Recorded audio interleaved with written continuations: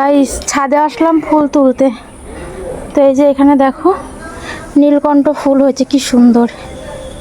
তো নীলকণ্ঠ ফুল হয়েছে মাত্র দুটো আজকে, অন্য দিন এক গাছ করে ফুল আসে, আজকে মাত্র দুটো, কালকে আবার হবে।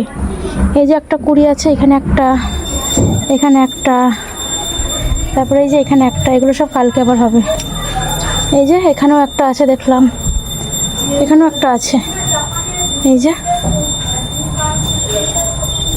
আবার এই যে এখানে একটা, এগুলো সব কালকে হবে।